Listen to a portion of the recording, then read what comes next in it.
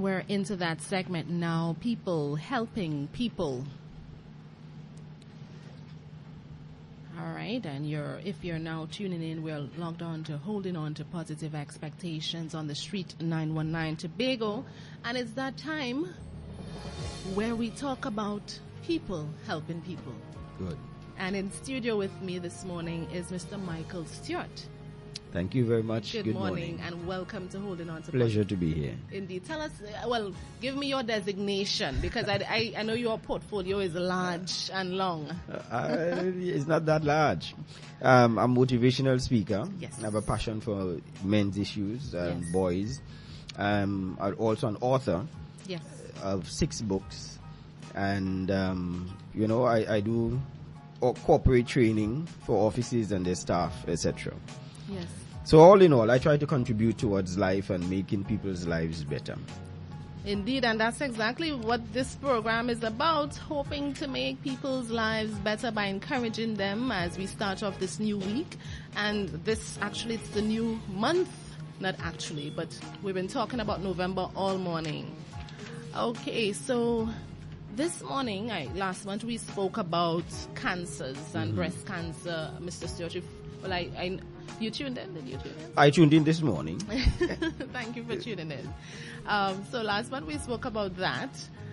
This month of November, sometimes we don't want, not sometimes, I don't want to leave out the men. Because, wonderful. Yeah, we want to keep them in the loop, and we're going to talk about everybody. Man, woman, child, big, large, small, whatever demographic, whatever race, whatever it is. We're going to help everybody. People helping people. All right. So before we continue, I just wanted to share the numbers 6310219 and 6390791. Keep those numbers because we're going to take some calls in a short while as well. This morning specifically, we are going to focus on the transition for boys. Yes. The transition from boyhood to manhood. When we were speaking before, we were talking about, boys not being able to know when those signs are there. Yes. Right? It's an interesting topic because, you hear women talking about it, it's tough. It's a touchy topic as well.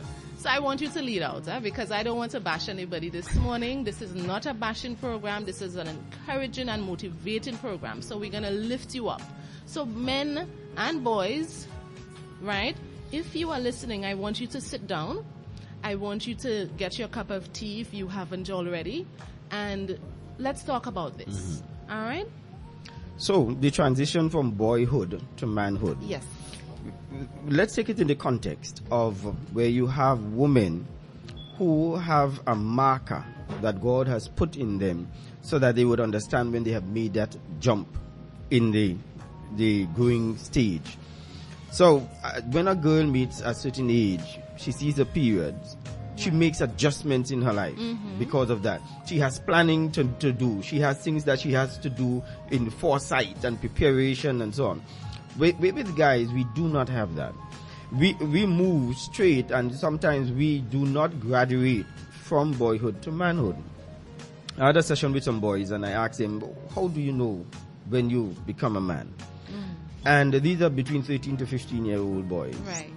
One gentleman said, when you get hair on your body, you have become a man.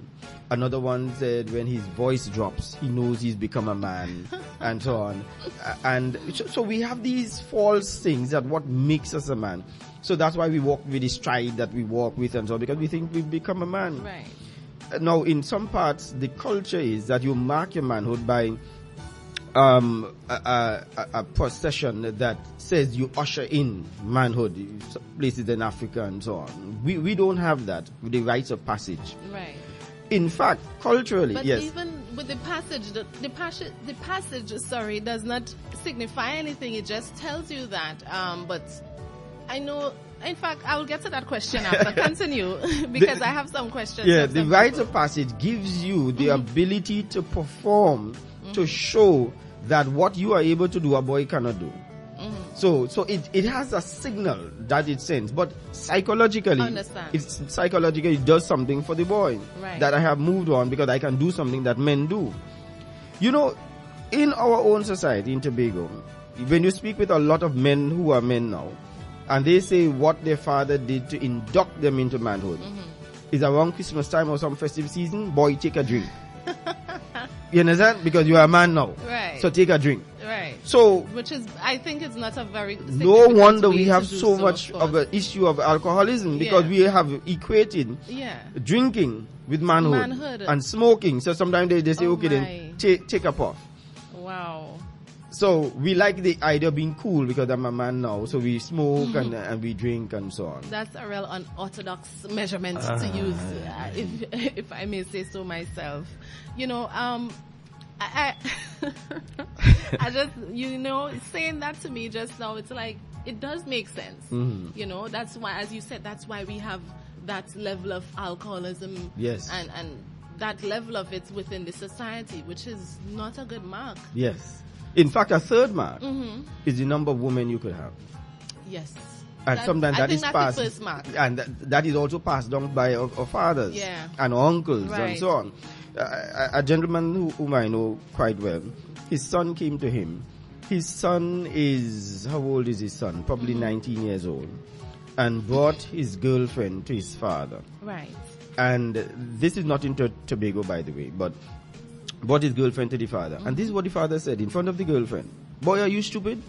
When I was your age, you know how much girls I had? You gone and you settled down already at 19 with one girl? Oh my word. Child, you understand what goes into the psyche of this young man, that I am not yet a man until I have a number of girls in my harem. How can we reverse this? How can we work on this? You know, how can we change this in society? I think it might have to be a societal thing first that we have to adjust with at home. Yes. What are your suggestions? First of all, is identifying what manhood is all about. Yes. And the best definition I got so far in all the research that I've done of how do you know that you've become a man is in 1 Corinthians chapter 13. Yes. When I was a child, the way I spoke, you could tell I was a child. The way I thought, you could tell I was a child. And the way I understood life, you could tell that I'm a child. But when I became a man, absolutely, I put away the way I spoke, yes, the way I thought, and the way I understood life. Absolutely. So you can tell somebody has transitioned from boyhood to manhood when you see, you understand his thinking has changed and his ways of understanding life and his speech. When you listen to what he says, you can tell, I have a man. Absolutely. So that knocks out the theory when we tell our children, you can't turn man in my house. You can turn man in your parents' house. Yes. Just by the way how you have changed in the way how you understood and life. It comes with responsibility. That's it does not come with being aggressive. It doesn't come with being rude. That's it does not come with, you know. Yes. It comes with responsibility. And that's also one of the fourth ways that we think we've become a man. Right. When I could now talk back to people, talk back to my parents, and they can't tell me what to do because I'm a man now, so they can't. That's a falsehood. Yeah. You see?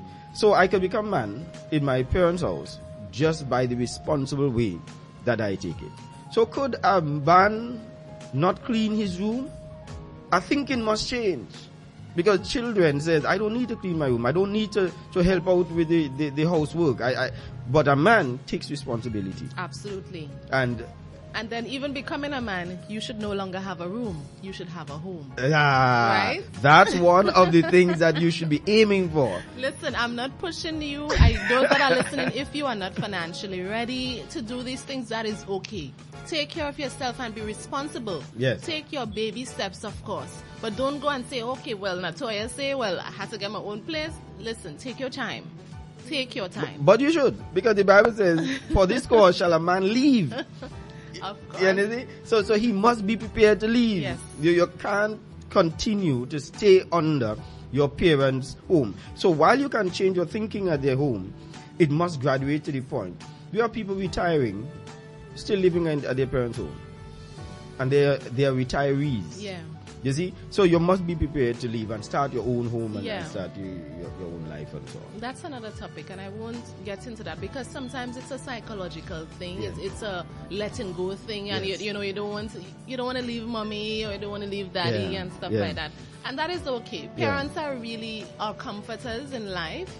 But you must be prepared to cut that umbilical cord. You can't keep it. Yeah. That's a good way of You putting it as well. You got to cut your teeth somewhere. Indeed. I actually had a question from someone on the Facebook page. It said, "Dear Natoya, my boyfriend is 32 years old, but he acts as if he's 14. Right. Mm-hmm. Sometimes I don't know how to deal with it. I'm 32 as well, but tell me how to deal with it."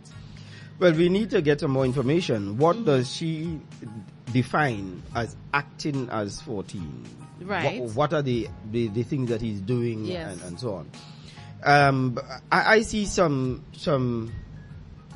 grown people, and I say grown because they've passed the age of 18, but they are not yet men. Their greatest aim in life is to win a video game. And you ask that yourself, video game topic. they spend up all night. When there's so much accomplished in life, Yes. they spend all night, 2, 3 o'clock in the morning, playing video games. Yes. Some of them don't have a steady job. They don't have a career path in life and so on. But they are of the age that legally we've defined as, You can work. yes, Yes. that they are adults in this society. But in their mind, they have not. They have not moved. So we need some more information to know exactly what is it that this person does that makes her think that the person is that. Because sometimes women think because a man thinks differently, he's not thinking maturely. And we think differently, and we should allow each other to think differently because our brains are made up differently. Yes. So I don't want to end up now having the man that thinks differently be accused of being childish. A child. Yes. Yes, that is true, and I agree with you. I agree with you as well, and I hope that person is listening and can send us some more information. Yes, give us some more details on Yes, because even while she said that, because she's 32 as well, and he's 32, right? I know there's this saying that women are 2 years older, still in advance. You know what I'm talking about? Even though she's 32, he's 32, but she might be 34 at mind and body. Yes. And he's 32. That's right. Or 30 in mind and body. It's like, and that's why it is always advisable that an older man marry a younger woman. It's advisable? Yes, because he's going to be ahead. Because he's older. And she is younger. So in technical terms, about 2 or 3 years difference is okay. So technically, she is on par and he's on par mentally with both of them. I understand. Because a girl matures faster than a boy. Yes. But then a boy, after he meets a certain age, because when you look at their schooling, a girl will do well in school up to a certain age, probably 12, 13, and then all of a sudden, the boy meets back. If you have a brother and sister, the boy now comes back and surpasses her in some of the subjects because he blooms late, but he is able to catch up. Yeah, but he blooms. He blooms, yes. Thank God for that. Yes, yes. Thank God some for of that. the things that goes on in society delays blooming, and some other time probably we could talk about single parenting.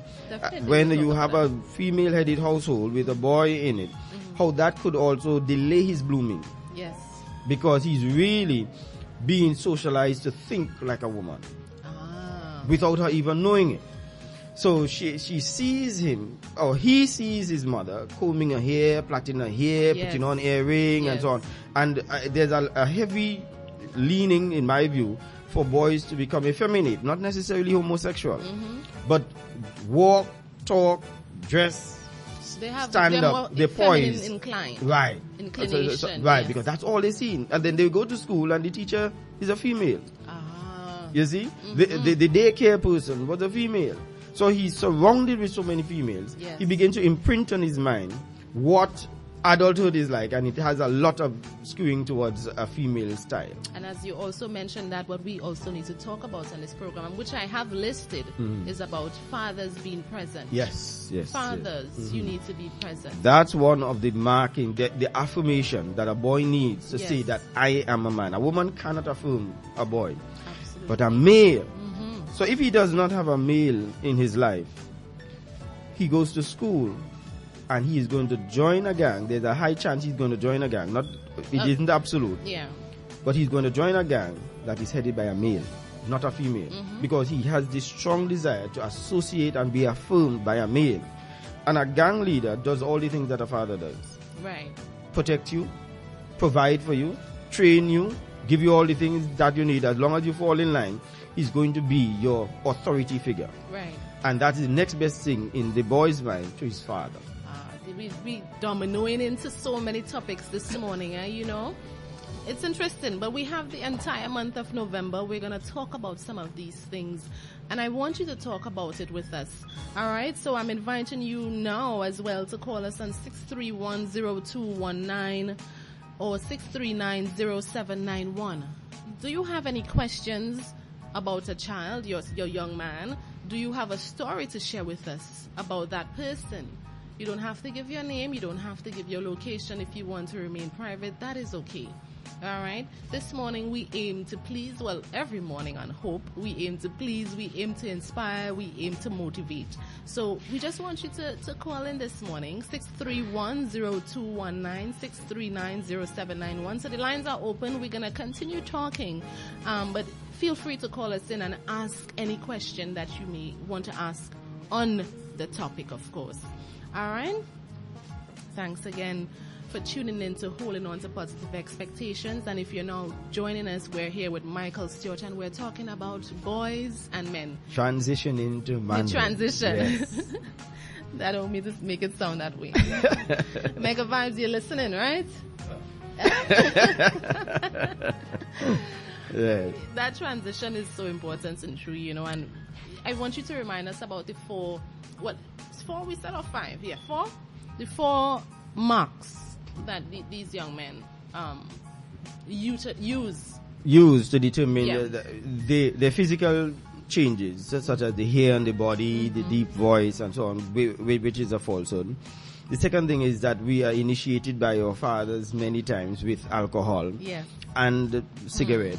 The third thing is that if we can rebuff adults, we have become a man. So I don't need to listen to other people. I make my own decisions and so on. And part of manhood is really making your own decisions, but not without understanding, because part of understanding life is that you cannot live in life without somebody who has experienced life longer than you have, without taking into consideration what they have to say.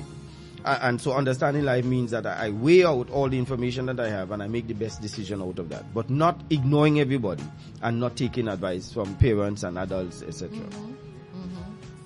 So I think it is important for us to understand that, and it's important for us to understand now how we get our identity as males, because our identity is going to be a lot to do with how we're going to experience manhood in our adult years.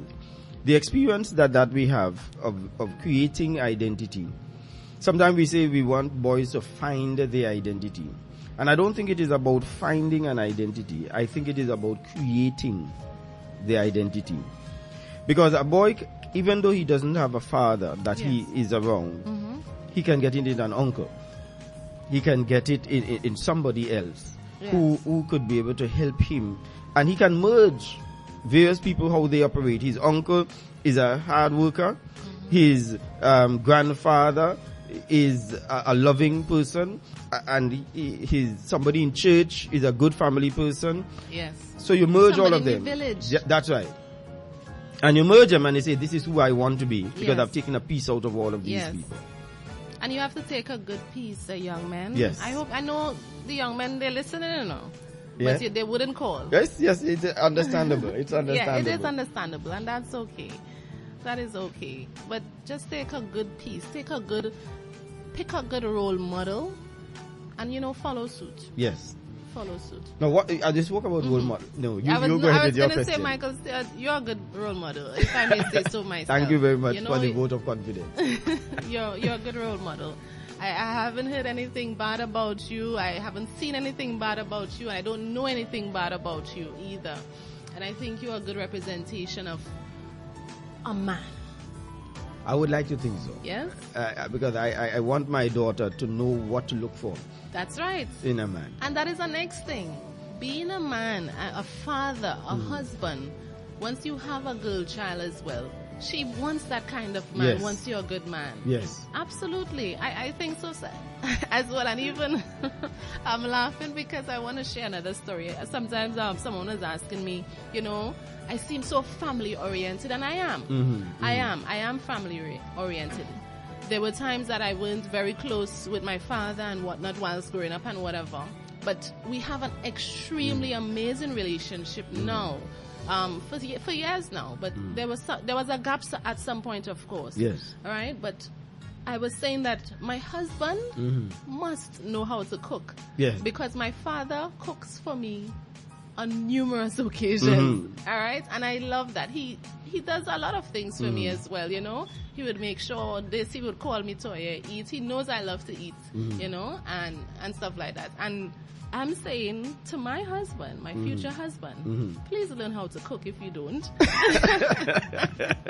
Mega Vibe saying he could cook. You're probably applying. You go, Mega Vibe. That's the hope. Hold on to positive expectations. Kian in the corner. and that is so true, because now if he understands that is where your head is, yes, he can now rise to the occasion yes. to satisfy that need. Well, he can cook. Right. Yes. Well, you see, there you go. There you go. And the thing is, sometimes women and men, we make a list. We make a list saying that we want this, we want that, whatever. But out of all of these things, right, there is love. And that should be at the top of your list. Yes. And equated to love is God. They said that was the first thing that they said about love. God is love. Yes. So once you love, you would be able to learn how to administer all of these things that you can care for a person. You would be able to cook for them. You would be able to make sure that they're okay, iron for them. You take care of that person because you are administering love. Except there's one problem. What is the problem?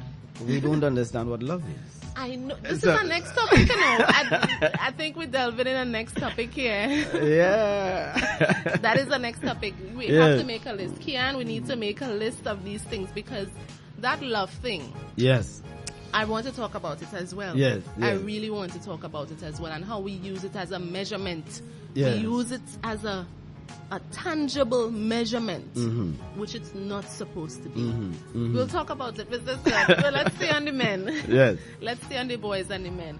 Guys, the numbers again, 6310219 and 6390791.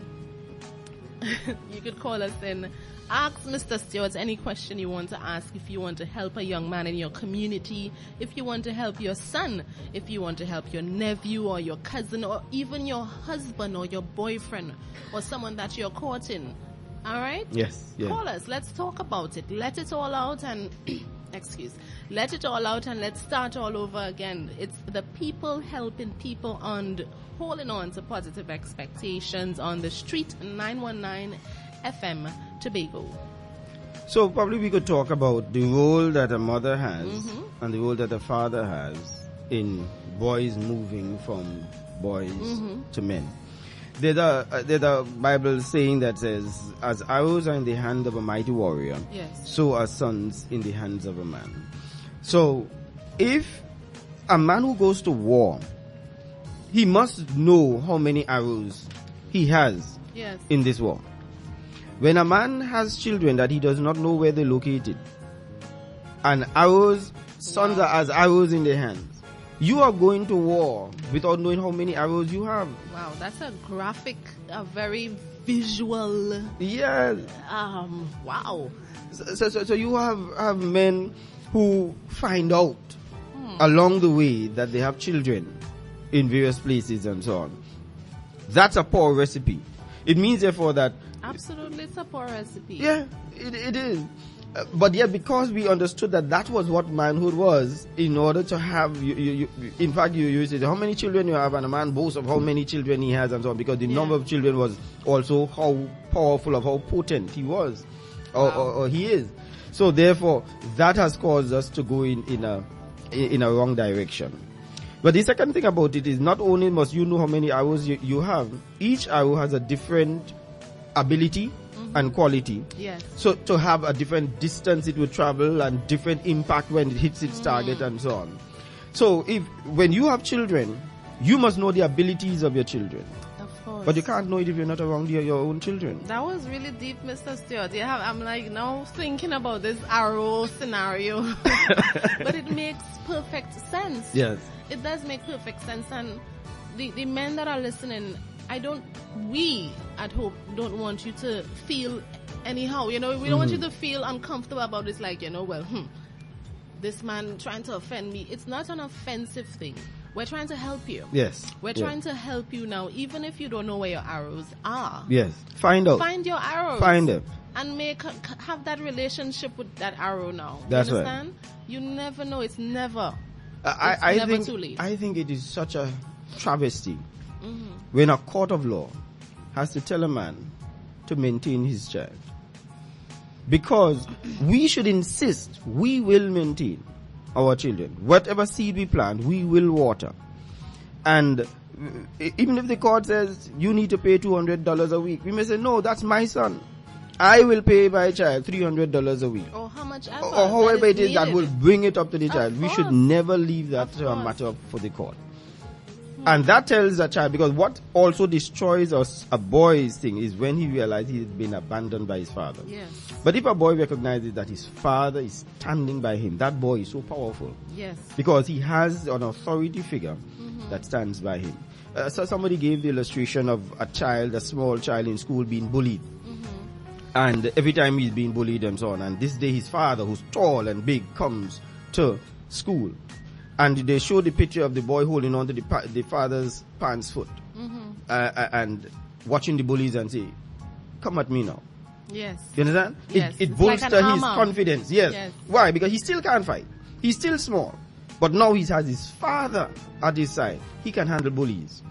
And a lot of problems that we have with bullying in school is because of the absence of a father. The bully and also those who are being bullied. They don't have the father to dare protect them and to guide them and to structure them. Something is missing. Something is missing. It's really touching me this morning, because I know. That's all I'm going to say. I just know. I know there's so many people that are listening that can relate. And, even with that relation that you're having, and you might be having a bubbling stomach. It's a man behaving as a boy. Okay. They didn't see that. Yeah, you guys didn't see what just happened here, but we'll keep it. Whatever happens in the studio stays in studio. Okay, so I was going to say that, some of the folks can relate to what is happening as Mr. Stewart is speaking, and it's true and it's real, and some of us, we have God, some of us don't know God, but He also is there. Yes. He's there. That's why He said, I will never leave you, nor forsake you. That's the big daddy. So even as somebody might be listening on their phone or sitting close by to a bar and hearing it across the street, wherever you may be, and you're hearing this and you can relate, know that even though your father isn't there, he might be here alive and just not present, or he might have passed. Know that your heavenly Father will not leave you, nor will He forsake you. So lean on Him.